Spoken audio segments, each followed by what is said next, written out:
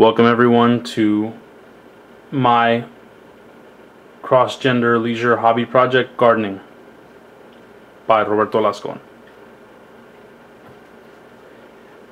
The history of gardening. Throughout history, gardening has been done by both men and women. Gardening for leisure, however, has predominantly been done by women. As mentioned in Gains and Gaps by Carla Henderson, leisure activities in the past were done by wealthy, upper-class women. Gardening for leisure was also predominantly been done by wealthy and upper-class women. For men, gardening has typically been done as a profession, such as farming, landscaping. Current perspective. Supermarkets and easy-to-get produce has allowed home gardens to be more of a leisure activity, though some still depend on home gardens for produce. Men have been participating more recently in gardening for leisure due to several reasons: the resurgence of community gardens, newfound health benefits of gardening, and eating healthier and eating organic produce. My theories. I believe that the rise in participation by men is due to a change in the way that we view men as a society. We are shifting away from the traditional manly male view of men to a more open and understanding view of men that allows men to do activities which were considered feminine in the past. Another factor is the rise of the independent woman. Women have been doing more in terms of work and breadwinning for the family, which leaves men to do more of the homework or tasks that are done at home, which includes tending to a home garden. Traditional ideals. Traditionally, gender roles for women have been to take care of the house and the cooking, cleaning, and upkeep of the house. The garden, being part of the house, has been typically done, upkeep has been done by women. And the harvesting of the garden and the produce harvested from the garden is used by women in cooking. Women have also been known to be more nurturing and patient, which is needed in gardening. And lastly, gardening is not considered to be too physically demanding and thought of as easy enough for a woman to do it. How does this relate? In class, we learned that women's leisure activities should fit the Victorian ideal, meaning gardening is easy enough to be done at home and can be done in the home, outside of the home, and women don't have to overly exert themselves physically to do it.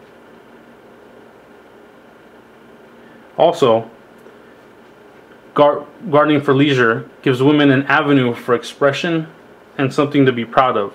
As seen in the movie Calendar Girls, the women